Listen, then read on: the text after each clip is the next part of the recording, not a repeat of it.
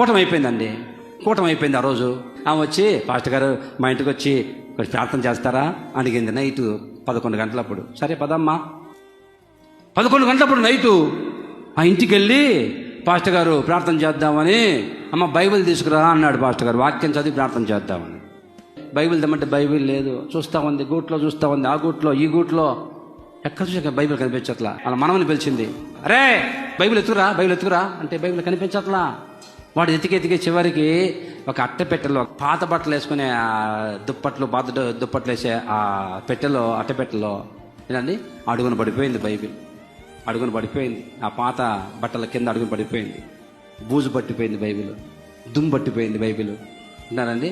అప్పుడు ఆమె ఆ బైబిల్ తీసి కర్ర జుప్పు స్ట్రక్ అయిపోయింది. కర్ర తీస్తే ఆ బైబిల్లోంచి ఒక దువ్వెన కింద పడింది.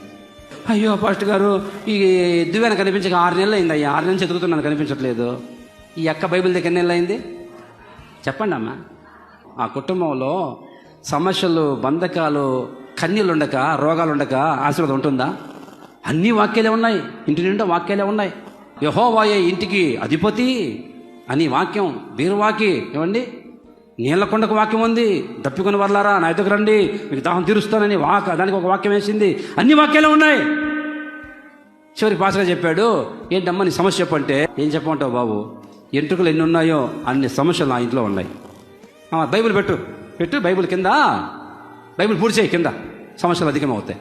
బైబిల్ చదివితే కదా, వాక్యం ధ్యానిస్తే కదా దివారాత్రులు వాళ్ళు ఫలించేది. మరి వాక్యం ధ్యానించకుండా ఎక్కడో పడేసి అవసరం వచ్చినప్పుడు, సమస్య వచ్చినప్పుడు, నిందలు వచ్చినప్పుడు బైబిల్ తెరిచి ప్రభువా నాతో మాట్లాడయ్యా.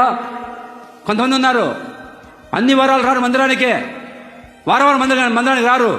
ఆ పక్కింటి వాళ్ళు కూడబెట్టుకొని తిట్టి కొట్టారనుకో, అప్పుడు ఏడ్చుకుంటా ప్రభువా నాతో మాట్లాడయ్యా. ఆ రోజు వారం రారు మందిరానికి, రోజు బైబిల్ చదవరు.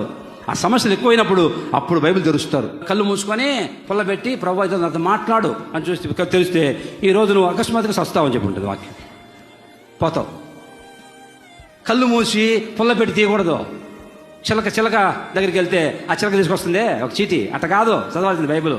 ప్రారంభించి చదువు. దివారాత్రులు ధర్మశాస్త్రం ధ్యానించాలి. ఆమేన్.